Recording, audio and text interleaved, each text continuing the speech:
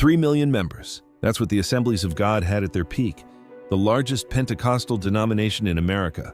The church that seemed unstoppable. Today, 2.87 million.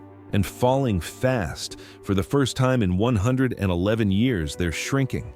Church closures accelerating. Youth exodus catastrophic. The Pentecostal powerhouse that grew while every other denomination died is now collapsing. And almost nobody knows it's happening.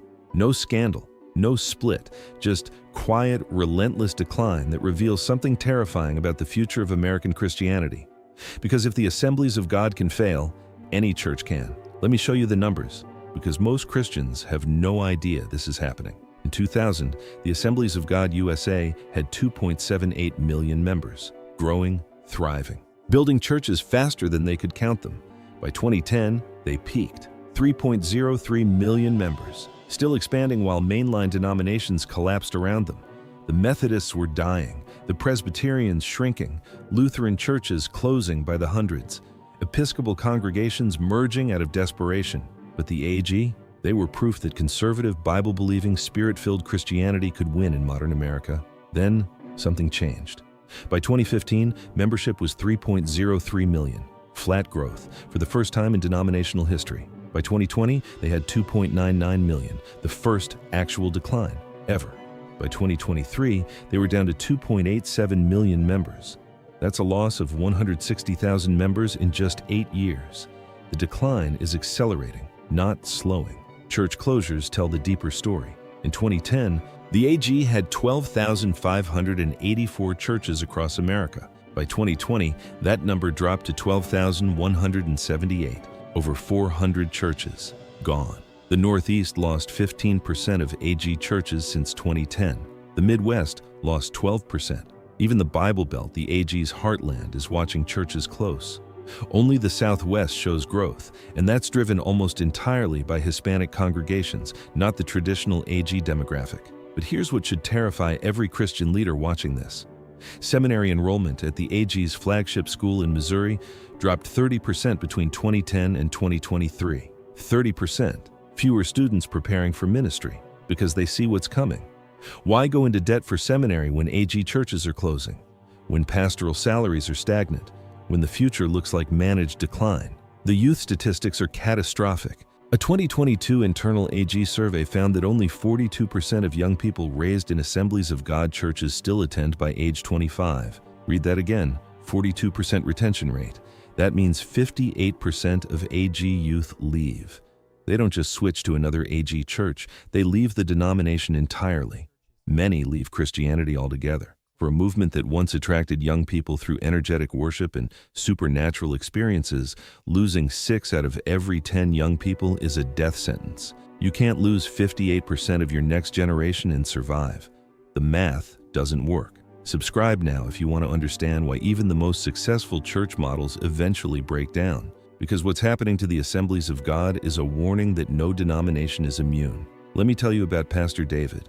Not his real name, but his story is real. It's a composite of dozens of AG pastors facing the same crisis.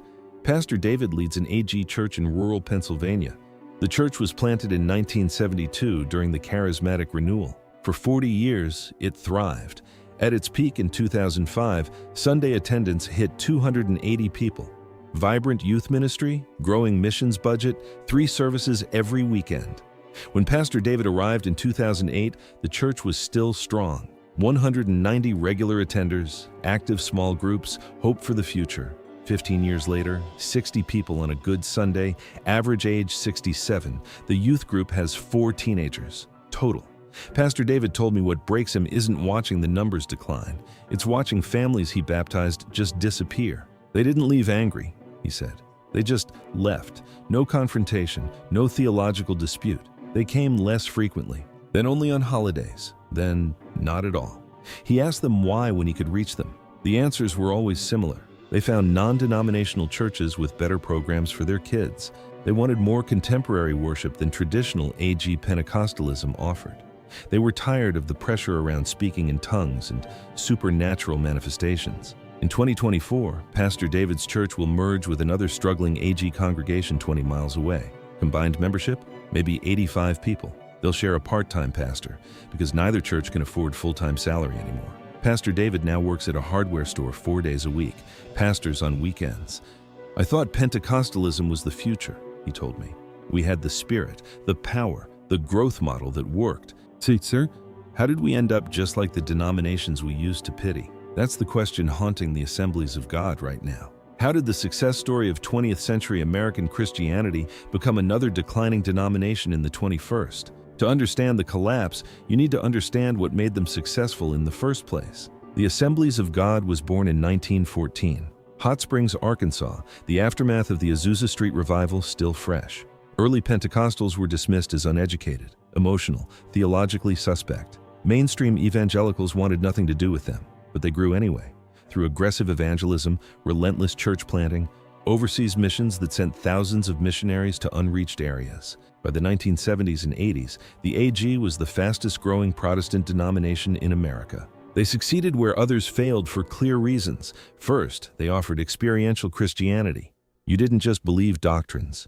You encountered God directly, through tongues, through healing, through prophecy. This felt authentic in ways that mainline liturgy and dry evangelical rationalism didn't. Second, they were culturally flexible. AG churches adapted worship styles early, embraced contemporary music decades before other evangelicals, met in accessible venues instead of expensive traditional buildings. They didn't cling to outdated forms like dying denominations did. Third, they emphasized evangelism obsessively. The AG sent more missionaries per capita than almost any Protestant group. They planted churches in small towns nobody else cared about. They prioritized conversion and growth above institutional preservation. This created momentum that seemed unstoppable. By 2000, the Assemblies of God looked like they'd cracked the code. Pentecostal enough to be distinctive, evangelical enough to be respectable, flexible enough to adapt to changing culture. The formula worked for a century. It's failing now. And what's killing the Assemblies of God isn't what killed the Methodists or Episcopalians. It's not liberalism. It's not theological compromise. It's not losing the culture war. It's something more brutal. They're being outcompeted by churches doing exactly what they do, just doing it better. The AG helped create the contemporary, spirit-filled, evangelical megachurch model. Now that model is destroying them. But that's just the first problem. There are 5 more. And each one reveals why the AG's collapse is accelerating instead of slowing. The first problem is brutal in its simplicity. The Assemblies of God is being destroyed by non-denominational churches. The irony is devastating. The AG pioneered the contemporary worship model. They showed evangelicals that you could have energetic music, practical preaching, and spirit-filled experiences without dead liturgy. Non-denominational megachurches took everything the AG invented and made it better. Here's what happened. In the 1980s and 90s, AG churches were cutting edge. Their worship was contemporary compared to traditional denominations. Their preaching was engaging and practical.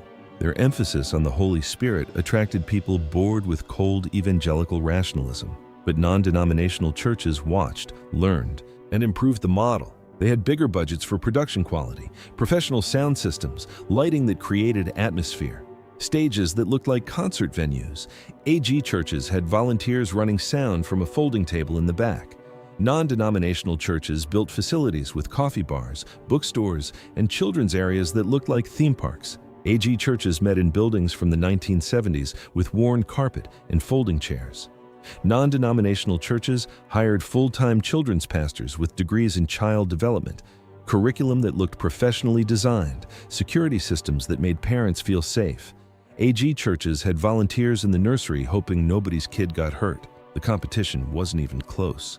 Most critically, non-denominational churches dropped the baggage. They didn't require speaking in tongues, didn't emphasize Pentecostal distinctives that made people uncomfortable, didn't talk about being slain in the Spirit or spiritual warfare. They offered contemporary worship and dynamic preaching without the weird stuff. Young families choosing a church in 2024 don't care about Pentecostal history. They don't care about AG missions infrastructure or denominational heritage. They care about 3 things. Will their kids want to come back? Is the music good? Is the pastor engaging? Non-denominational megachurches win on all 3 metrics every single time. The average AG church has volunteers running children's ministry who work full-time jobs during the week, a worship leader who's talented but not professional, a pastor who's faithful but not dynamic.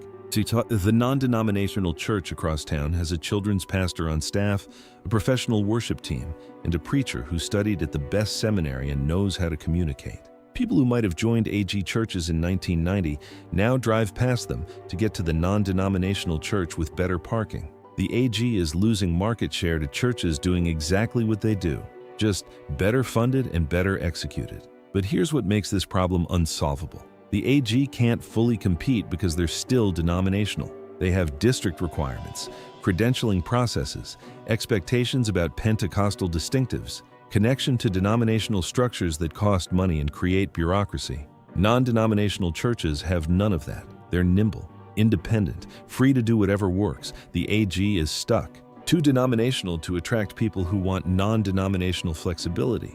Too contemporary to satisfy people who want traditional Pentecostalism. Stuck in the middle. Losing on both sides. And that brings us to the second problem. The Pentecostal distinctives that once attracted people now push them away. Speaking in tongues, prophetic words, healing services, spiritual warfare language. These were the AG's unique selling points for a century. Today, they're barriers to growth. Speaking in tongues is the clearest example. For classical Pentecostals, tongues is the initial evidence of baptism in the Holy Spirit. If you haven't spoken in tongues, you haven't received the fullness of God's power. This doctrine created pressure, expectation, and sometimes manipulation. Thousands of former AG members describe the same experience. A youth camp, revival service, altar call for the baptism of the Holy Spirit, leaders laying hands on teenagers, telling them to just open their mouth and let it flow, coaching them on how to speak in tongues. Some teenagers did it, felt something, believed it was real. Others faked it, said syllables that sounded spiritual because everyone expected it, felt like frauds but went along because the pressure was intense. Still others couldn't do it, tried desperately, felt like spiritual failures when nothing happened. They were told they must have unconfessed sin, or lack of faith, or demonic blockage preventing the Spirit from moving. Those kids are adults now, and many of them look back with anger, or cynicism, or deep skepticism about whether any of it was real. They've heard too many stories of people faking tongues. Too many testimonies of feeling manipulated. Too much pressure to perform spiritually. Younger generations especially reject this. They want authentic spirituality, not coached experiences, not learned behaviors passed off as supernatural manifestations. When they hear about tongues, they hear about manipulation, psychological pressure, group conformity masquerading as the Holy Spirit. They're not interested. The AG has tried to adapt. Many AG churches rarely mention tongues publicly anymore. They've softened the emphasis, moved toward evangelical with charismatic influence rather than full Pentecostalism. But this creates its own crisis. If you drop the distinctives, why be AG at all? Why not just be non-denominational? The AG is trapped. Emphasize tongues and lose young people who find it manipulative. Don't emphasize tongues and lose identity as Pentecostals. There's no winning position. The healing and prophecy problems make it worse. The AG has always emphasized divine healing and prophetic gifts, but the charismatic movement produced excesses that damaged credibility. Fake healings, false prophecies, financial exploitation by celebrity healing evangelists. Now, when AG churches talk about healing, skepticism is the default response.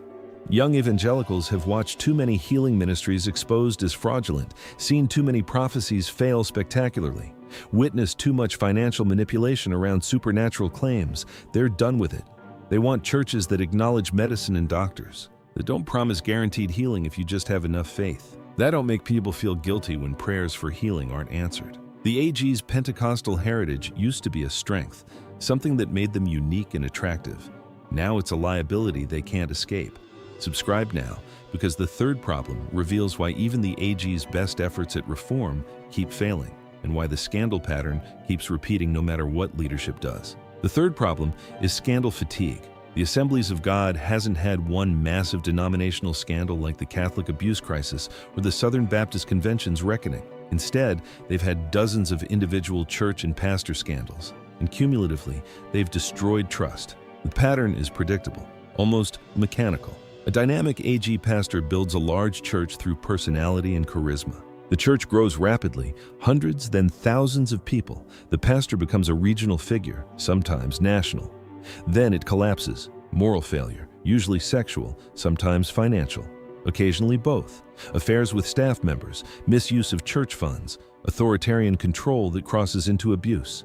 The church implodes, members scatter.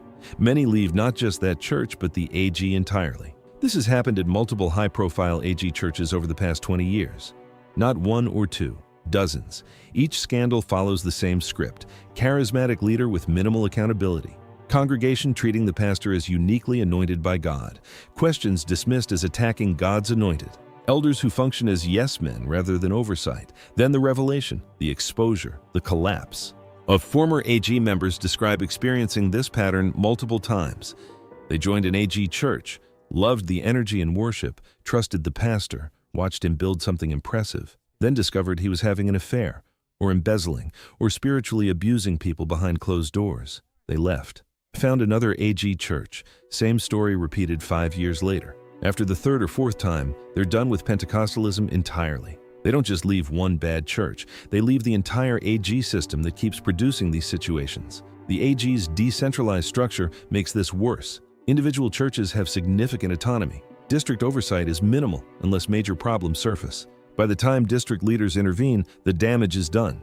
People have already left. The pattern teaches former AG members a devastating lesson. Pentecostal churches attract narcissistic leaders. The emphasis on charisma and spiritual authority creates conditions for abuse. The lack of real accountability enables predators.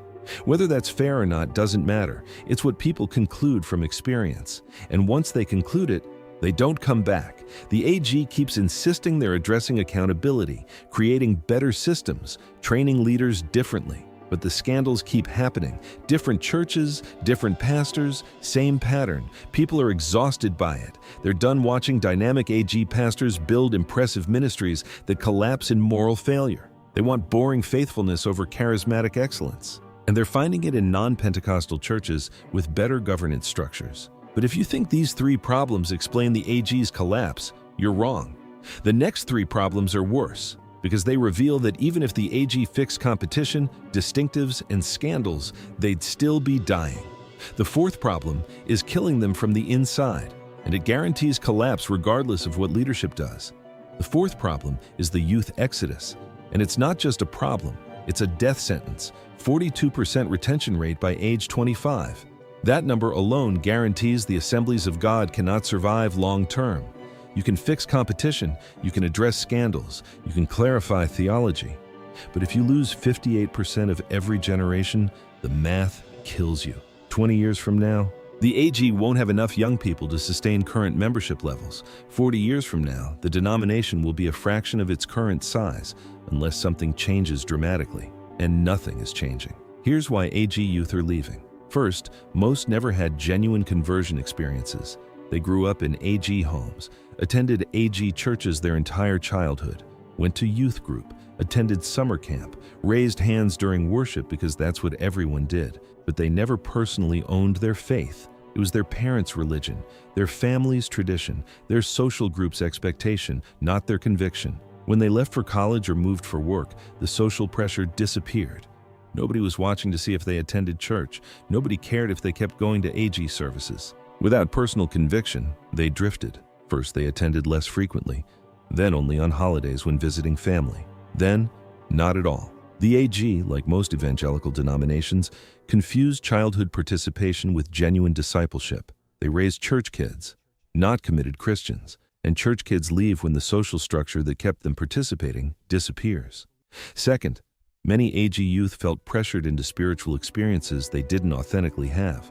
They spoke in tongues because everyone expected it. They were coached at youth camp until they produced sounds that seemed spiritual. They raised hands during worship because that's what AG kids do. They testified to healings they weren't sure really happened. They claimed experiences with God they felt obligated to report. When they got older and reflected critically, they realized something disturbing. How much of their Pentecostal experience was genuine? How much was performance? Did they really encounter the Holy Spirit? Or did they just do what was expected in emotionally charged environments? This creates devastating cynicism. If the supernatural manifestations were manufactured or psychologically manipulated, what else was fake? Some concluded the entire faith was performative, theater masquerading as spirituality. They didn't just leave the AG, they left Christianity entirely. Third, the ones who stay Christian find non-denominational or non-Pentecostal churches more appealing. They want community and biblical teaching without pressure for supernatural manifestations. They appreciate evangelical theology, but not Pentecostal practice. They're fine with occasional charismatic expressions, but they don't want tongues as a requirement, or healing services that feel manipulative, or spiritual warfare language that sounds superstitious. Non-denominational churches give them exactly what they want: solid teaching, contemporary worship, community, without the Pentecostal baggage they grew up with. Fourth, the AG hasn't adapted to younger generations' spiritual sensibilities. Millennials and Gen Z value authenticity over performance. They're skeptical of authority figures, wary of manipulation. They want space to question and doubt without being told they're attacking God's anointed. AG churches, with their emphasis on demonstrative worship, often feel inauthentic to younger people. The raised hands feel choreographed. The tongues feel coerced. The altar calls feel emotionally manipulative. Whether that's fair doesn't matter. It's how young people experience it. They want authenticity. The AG offers what feels like performance. They leave. Fifth, many AG youth struggle with the denomination's conservative social positions. The AG is firmly conservative on sexuality, gender roles, and politics. Women can't be senior pastors in most AG churches. LGBTQ affirmation is completely off the table. Political conservatism is assumed and expected. Younger evangelicals, even conservative ones, are more moderate on these issues than their parents. They might agree that biblical marriage is between a man and woman, but they don't want their church making political endorsements or treating LGBTQ people as threats. They might appreciate complementarian theology, but they want women in significant leadership roles, even if not senior pastor. When the AG church feels culturally rigid and politically partisan, youth leave. Some find more progressive churches. Others stay evangelical but go non-denominational, where social positions are less defined. Very few stay AG. The youth exodus isn't slowing. It's accelerating, and every statistic points toward demographic collapse within 2 generations. But even if the AG somehow retained their youth, the fifth problem would still kill them: identity confusion. The Assemblies of God doesn't know what it is anymore. Are they a Pentecostal denomination emphasizing tongues, healing, and supernatural manifestations? Or are they evangelical charismatics emphasizing spirit empowerment without requiring specific experiences? They're trying to be both, and satisfying neither. Traditional Pentecostals feel betrayed. Many AG churches don't emphasize tongues anymore, don't have healing services, don't talk about spiritual warfare or deliverance ministry. They've gone soft, compromised, become evangelical with Pentecostal veneer. Why stay AG if you're not really Pentecostal? But churches that do emphasize classical Pentecostalism can't attract younger people. The tongues requirement pushes them away. The healing emphasis feels manipulative. The spiritual warfare language sounds extreme. They can't grow beyond aging traditionalists. The AG is stuck in the middle, not Pentecostal enough for Pentecostals, too Pentecostal for everyone else. This identity confusion paralyzes decision-making. Should AG churches modernize worship further, or preserve traditional Pentecostal forms? Should they require tongues for membership, or make it optional? Should they emphasize supernatural gifts, or focus on biblical teaching and community? Different AG churches answer these questions differently. Some are barely distinguishable from non-denominational evangelicals. Others are more Pentecostal than 50 years ago. There's no coherent denominational identity, just thousands of individual churches improvising their own approach. This creates confusion for people considering the AG. What does it mean to be Assemblies of God in 2024? Nobody can answer clearly. And when a denomination can't articulate its identity, people choose clearer alternatives. Non-denominational churches know what they are: Bible teaching, contemporary worship, community-focused. Traditional Pentecostal denominations know what they are: Spirit-filled, tongue-speaking, supernaturally focused. The AG, they're something in between. Depending on which church you visit, that's not compelling. Subscribe now, because the sixth problem reveals why the AG can't fix these issues even if they wanted to. The leadership crisis that makes adaptation impossible. The sixth problem is the leadership vacuum. At every level, the Assemblies of God is running out of leaders, and the leaders they have can't adapt fast enough to changing conditions. Start with the pastoral crisis. The average age of an AG senior pastor is 58 years old. 58. The pastors who built the AG's 20th century success are retiring or dying, and there aren't enough young pastors to replace them. Many districts struggle to fill open positions. Churches sit without pastors for months, sometimes years. The young AG Bible College and Seminary graduates increasingly go to non-denominational churches. Why? Higher salaries, better resources, more freedom, less bureaucracy. A talented 28-year-old graduating from an AG seminary can choose between pastoring a struggling AG church of 75 people in rural America for $35,000 a year, or joining the staff of a non-denominational megachurch for $60,000 with benefits and a real ministry budget. The choice is obvious. The AG is losing its best young leaders before they ever pastor AG churches. The leadership crisis compounds because the AG's structure makes change difficult. The denomination is organized around districts with significant autonomy. National leadership can set direction, but they can't force change on districts or individual churches.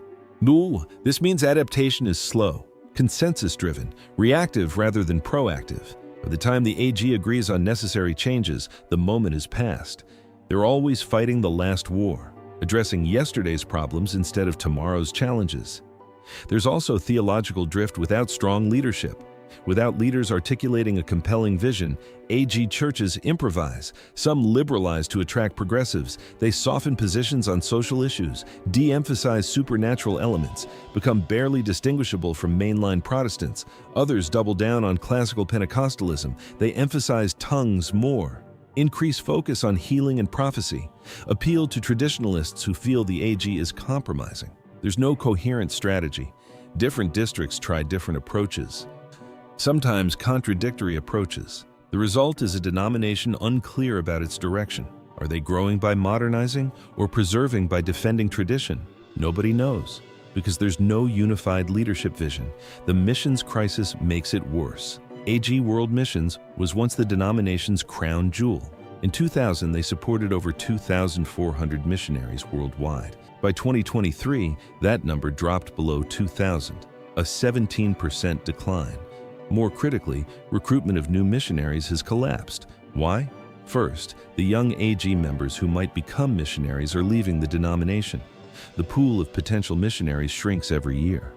Second, the financial model for supporting missionaries has broken down. Traditionally, AG missionaries raised support from individual churches and donors. But as churches close and membership declines, there are fewer people to give. Missionaries spend longer raising support, and many never reach full funding. Third, the missions field itself has changed. Many countries now have strong indigenous Pentecostal movements: Korean Pentecostals, Brazilian Pentecostals, Nigerian Pentecostals. The need for American AG missionaries is less obvious. Fourth, young potential missionaries question the AG's approach. They're skeptical of traditional missionary models. They question whether sending Americans overseas is still effective or appropriate. They want different engagement with global Christianity than the AG offers. The missions collapse matters because missions was core to AG identity. They weren't just another Pentecostal denomination. They were the missions sending Pentecostals. Losing that identity removes a key reason people chose AG over alternatives. 6 problems, each one devastating. Competition from non-denominational churches, Pentecostal distinctives that repel, scandal fatigue, youth exodus, identity confusion, leadership vacuum. Any one of these could damage a denomination. The AG has all 6 simultaneously, and they're reinforcing each other, creating a death spiral that accelerates with every passing year. So what's the future? Can the Assemblies of God survive, or are we watching the slow-motion collapse of America's most successful Pentecostal denomination? The scenarios aren't encouraging. What's the future of the Assemblies of God? 3 scenarios. Best case, worst case, most likely. None of them are good. Best case scenario, the AG stabilizes at a much smaller size. They drop to 2 million members by 2035, maybe 1.8 million by 2040. They become a smaller, more committed Pentecostal denomination rather than a mass movement. This would require dramatic changes. First, clarity about identity. Pick one: classical Pentecostalism with tongues and supernatural emphasis, or evangelical charismatic with spirit empowerment but no requirements. Be one thing, clearly, unapologetically. Second, aggressive youth retention strategies. 42% retention means death. They need 70% minimum to survive. This means genuine discipleship, Not just youth group activities, real spiritual formation that creates authentic faith. Less emphasis on performative spirituality, more on transformation. Third, they need to compete effectively with non-denominational churches. Either offer something clearly distinctive that non-denominationals can't provide, or match their quality and convenience. The current middle position fails on both counts. Fourth, real accountability structures. The decentralized polity that allowed rapid growth now enables abuse. They need oversight that prevents scandals before they destroy churches. Fifth, reimagine missions for the 21st century. Partner with non-Western Pentecostal movements instead of sending American missionaries. Create new models for global engagement. If the AG does all this, they might stabilize. Survive as a smaller but healthier denomination. But there's almost no evidence they're doing any of it. Which brings us to worst-case scenario. The decline accelerates. The AG collapses over 30 years. Membership drops below 1 million by 2040. By 2050, they're under 500,000. Districts merge out of financial necessity. Churches close by the thousands. The AG becomes a small Pentecostal sect rather than a major denomination. This happens if current trends continue, if youth retention stays at 42%, if competition from non-denominational churches intensifies, if scandals keep destroying trust. The math is brutal. Lose 58% of every generation and you can't sustain current size. Within 2 generations, you're a fraction of what you were. The AG could become what the Nazarenes or Wesleyans are today, small denominations that once mattered but lost cultural influence, recognizable to insiders, invisible to everyone else. Most likely scenario sits between these extremes, continued slow decline with no dramatic reversal. The AG loses another 500,000 members over 15 years. Down to 2.3 million by 2040. They close 2,000 more churches. Districts consolidate. Their cultural influence diminishes further. They remain a significant Pentecostal denomination, but no longer a powerhouse, no longer proof that Spirit-filled Christianity can thrive in modern America. Just another declining denomination managing shrinkage. This is what the data suggests. Not catastrophic collapse, but irreversible decline, slow erosion, year after year, until they're half the size they were at peak, and barely anyone outside the AG will notice it's happening. The Assemblies of God crisis matters far beyond one denomination, because it challenges fundamental assumptions about what makes churches grow. For decades, evangelicals believed Pentecostalism was the future. Spirit-filled experiential Christianity would thrive. Liturgical and intellectual approaches would die. The AG's decline proves that wrong. Pentecostalism isn't immune to secularization. Experiential spirituality doesn't automatically retain young people. Supernatural manifestations don't guarantee church health. This should humble every Christian leader. There's no guaranteed formula for success. The strategies that work in one era fail in the next. The movements that seem unstoppable eventually stall. The AG found a formula that worked for a century. It's failing now. Every church model has an expiration date. Adapt or die isn't a suggestion, it's reality. 7 lessons every Christian should learn from the AG crisis. Lesson 1. Success expires. The AG did everything right for 100 years, evangelized aggressively, planted churches relentlessly, adapted worship styles, sent missionaries globally. It worked until it didn't. Past success doesn't guarantee future survival. What worked yesterday won't work tomorrow. Churches that assume their model is permanent are already dying. They just don't know it yet. Lesson 2. Internal competition is fiercer than external threats. The AG isn't losing to atheists. They're not losing to Islam or secularism. They're losing to other evangelical churches. Non-denominational megachurches doing similar things slightly better. If you're not the best option in your area, people will choose what is. The competition for evangelical Christians is brutal, and it's getting worse. Lesson 3. Experiential spirituality doesn't automatically retain youth. The AG thought emphasizing supernatural experiences would keep young people engaged. It didn't. Youth need genuine discipleship, not just emotional experiences, not manufactured manifestations, real spiritual formation that creates authentic faith. Experiences fade, discipleship endures. Churches relying on emotional highs to retain youth will lose them every time. Lesson 4. Denominations need clear identity. The AG's unclear identity Pentecostal or evangelical charismatic, satisfies no one. People want clarity. What do you believe? What do you emphasize? What makes you different? If you can't answer clearly, people choose alternatives that can be distinctively something or become irrelevant. Lesson 5. Freedom without accountability creates conditions for abuse. The AG's autonomous churches operate with minimal oversight. This enabled rapid growth and enabled predators. Charismatic leaders with no real accountability keep falling and taking churches with them. Decentralized polity works until it doesn't, then it creates catastrophic damage. Lesson 6. You can't coast on heritage. The AG built identity around missions. As missions declined, identity eroded. Past achievements don't excuse present failures. What you did 50 years ago doesn't matter if you're not doing it now. Heritage is important, but it can't substitute for current vitality. Lesson 7. Growth strategies have cultural contexts. What worked for the AG in Christianized 1980s, America doesn't work in secular 2024 America. They haven't adapted their approach to post-Christian contexts.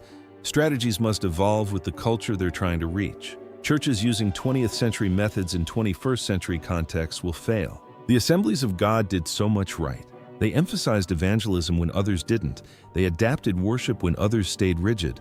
They sent missionaries when others stayed comfortable. They built churches when others managed decline. And yet, they're collapsing anyway, because the formula that made them successful stopped working. Non-denominational churches do contemporary better. Evangelical churches do teaching better. Catholic and Orthodox churches do tradition better. The AG is stuck in the middle with no clear advantage. This should terrify every Christian leader watching.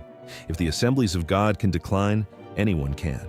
If Pentecostalism isn't immune to secularization, no model is. The movements that seem unstoppable today will struggle tomorrow. What breaks my heart about the AG crisis is how much will be lost. Thousands of missionaries trained, churches planted in unreached areas, spiritual vitality offered to people bored with dead religion. But that heritage can't prevent the coming collapse. Pastor David's church is closing next year. Thousands more will follow over the next decade. Young people raised AG are leaving for non-denominational churches, or leaving faith entirely. The Assemblies of God will survive, but they'll survive as a much smaller, much weaker denomination. The Pentecostal powerhouse of the 20th century will be a Pentecostal remnant in the 21st. Every church is facing some version of what the AG faces. The question isn't whether your model will eventually fail. It will. The question is whether you'll adapt before it's too late, or manage decline after the fact. The Assemblies of God tried to adapt. They softened Pentecostal distinctives, embraced contemporary worship, focused on growth. It wasn't enough. The competition was too strong, the culture too changed, the youth too skeptical. Now they're watching their century of success unravel in real time. Learn from their failure. Don't assume your success is permanent. Don't coast on what worked yesterday. Don't wait for crisis to force change, because by then it's too late. The young people are gone. The churches are closing. The decline is irreversible. Subscribe now if you want to understand how to recognize these patterns in your own church before it's too late, because the warning signs are always there. Most leaders just don't see them until the collapse is already happening. The Assemblies of God didn't see it coming either. They thought they'd cracked the code, found the formula for permanent growth. 3 million members proved they were right. 2.87 million members proved they were wrong. And the number keeps dropping. Every year, every month, every week. Fewer members, fewer churches, fewer young people, fewer missionaries, fewer leaders. The trajectory is clear. The Assemblies of God is dying. Not dramatically, not quickly, but dying. And what's killing them will eventually come for every denomination in America. Because no model is permanent, no success is guaranteed, no growth lasts forever. The AG's crisis is a warning. The question is whether anyone is listening. 3 million members. That was the Assemblies of God at their peak. Proof that Pentecostalism could win in modern America. Today, 2.87 million and falling. By 2030, they'll be below 2.5 million. By 2040, that is maybe 2 million. By 2050, the Assemblies of God might be half the size they were at their peak. The fastest growing Protestant denomination of the 20th century is becoming the fastest shrinking denomination of the 21st. Not because of scandal, not because of theological compromise, not because they stopped trying, because they're being outcompeted by churches doing exactly what they do, just better. Pastor David sits in his church office in Pennsylvania right now. 63 people attended last Sunday, average age 65. The building his church built in 1985 seats 300. 2/3 of the pews sit empty every week. Next year, this church closes, merges with another dying AG congregation 20 miles away. Combined, they'll have maybe 90 members. Pastor David will work full-time at the hardware store, pastor on weekends. That's a sin for a church that can't afford to pay him. He's not alone. Across America, hundreds of AG pastors are having the same realization. The church they built their life around is dying, and there's nothing they can do to stop it. The youth aren't coming back. The families are choosing non-denominational churches. The distinctive Pentecostal identity that once attracted people now pushes them away. Everything they tried worked for a while, then stopped working. Contemporary worship, check. Didn't matter. Non-denominational churches did it better. Softening tongues emphasis, check. Didn't help, just confused their identity. Better children's programs, check. Still lost families to megachurches with full-time children's pastors. Youth camps, mission trips, small groups, outreach events, all the strategies that built the AG's success. None of them stopping the decline, because the problem isn't strategy, it's structural. The AG is a 20th century denomination trying to survive in a 21st century religious marketplace. And the marketplace is brutal. Churches compete for members like businesses compete for customers. The best resourced, best executed, most convenient option wins. The AG isn't the best option anymore. They used to be. For a long time they were. But advantages don't last forever. Models expire. Strategies become obsolete. What worked becomes what doesn't work. And once decline starts, it's almost impossible to reverse. The AG is learning this in real time. 160,000 members lost in 8 years. The decline accelerating, not slowing. Every demographic indicator pointing toward catastrophic youth retention failure. So warning, every financial metric showing churches struggling to afford pastors. Every leadership pipeline revealing fewer young people choosing AG ministry. The trajectory is locked in, unless something changes dramatically. And nothing is changing dramatically. The reforms are too small, the adaptations too slow, the competitive pressure too intense. The Assemblies of God will survive. Denominations rarely die completely, but they'll survive as a shadow of what they were. 2 million members instead of 3 million, 10,000 churches instead of 12,000, a regional presence instead of national influence. The Pentecostal powerhouse becomes a Pentecostal remnant. And here's what should keep every Christian leader awake at night. If it happened to the AG, it can happen to anyone.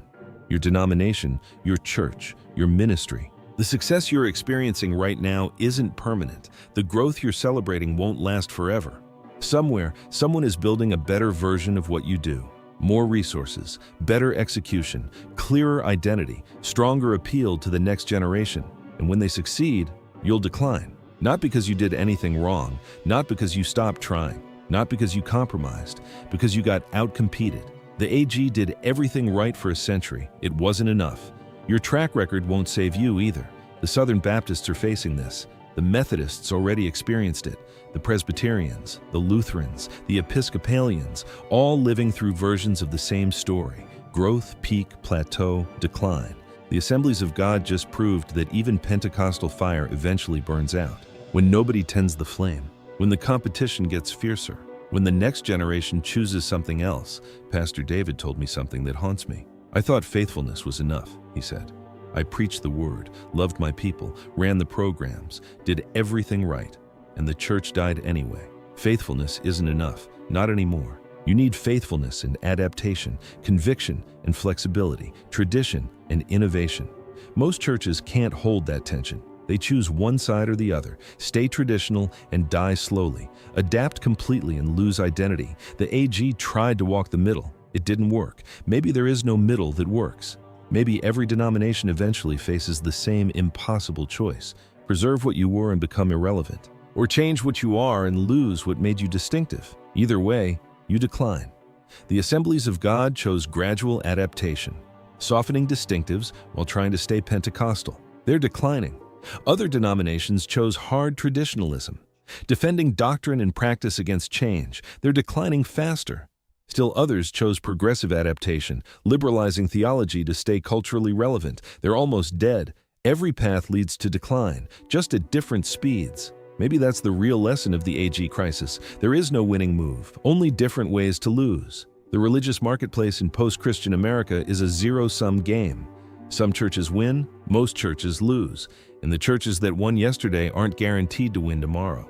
3 million members proved the Assemblies of God had found the formula. 2.87 million members proved the formula expired. Your formula will expire too. The only question is whether you'll see it coming. The AG didn't. They thought their success was permanent, that Pentecostalism was the future, that what worked for a century would work forever. They were wrong. And by the time they realized it, the decline was already irreversible. Right now, somewhere in America, a young couple is choosing a church. They grew up Assemblies of God. Their parents are AG. Their grandparents helped plant an AG church in 1978. They're visiting the non-denominational church across town this Sunday. Better nursery, more engaging preacher, worship band that sounds professional. No pressure about speaking in tongues. They'll probably join. Their kids will grow up non-denominational, and the AG will lose another family. This is happening thousands of times, every week, in every region. The slow bleeding that doesn't make headlines but guarantees demographic collapse. No one family leaving destroys the denomination, but thousands of families leaving over 20 years does. The Assemblies of God is bleeding out. Not fast enough for anyone to panic, but fast enough that survival is now uncertain. 3 million members at peak, 2.87 million today, 2.5 million by 2030, 2 million by 2040. The decline is locked in. The trajectory is clear. And what's happening to the Assemblies of God is coming for every denomination in America, because in the end, no model is permanent. No success lasts forever, and every fire eventually burns out. Unless someone tends the flame before it's too late. For the Assemblies of God, it might already be too late. The question is whether it's too late for your church. The answer is probably closer than you think.